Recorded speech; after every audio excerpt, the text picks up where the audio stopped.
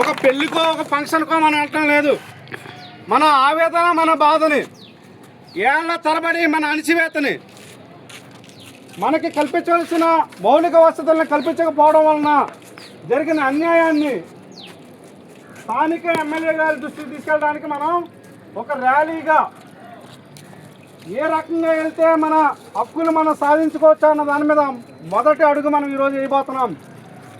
ఆ అడుగు ఎక్కడా కూడా పొరపాటు జరిగితే రోజు ఎంత క్రమశిక్షణగా మనం రోడ్డు మీదకి వెళ్తామో సమాజం మొత్తం మనం చూస్తుంది. ఈ సమాజం ఏమనుకోవాలంటే ఎరుకలలో ఉన్న ఐక్యత, ఎరుకల్లో ఉన్న క్రమశిక్షణ ఏ కులంలోనే లేదురా అనే విధంగా అలా మాట్లాడుకునే విధంగా ఉండాల్సిందే. ఆ విధంగా లైన్లు కానీ,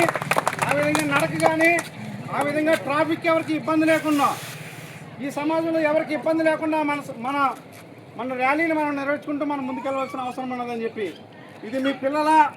మీ మౌలిక వసతుల భవిష్యత్తు కోసం జరుగుతున్న ర్యాలీ అని చెప్పి ఏ పార్టీ నాయకున్నో, ఏ కుల సంఘ నాయకున్నో మనం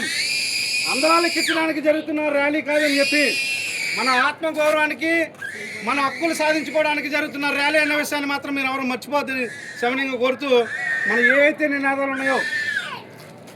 అందంగా మనం నవ్వుల పాలు కాకుండా ఉండే విధంగా అందంగా ఏదైతే నాయకుడు చెప్తాడో ఆ నినాదాన్ని మనం ఫాలో అవుతూ ముందుకెళ్ళవలసిన అవసరం ఉన్నదని చెప్పి మీ అందరికీ పేరు పేరున మరొకసారి సామాజిక నమస్కారం